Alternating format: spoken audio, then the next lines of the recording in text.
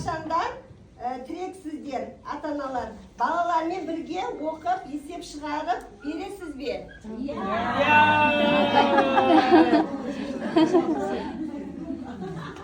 Сериал көріп жаттатасыз ба? Ұрып нұқып үйретесіз ба?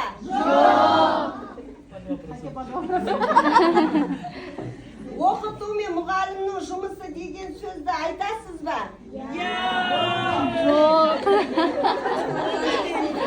Оқыту мұғалімнің жұмысы деп айтасыздар ма? Жоқ. Бала үшін азулардан асасыз ба?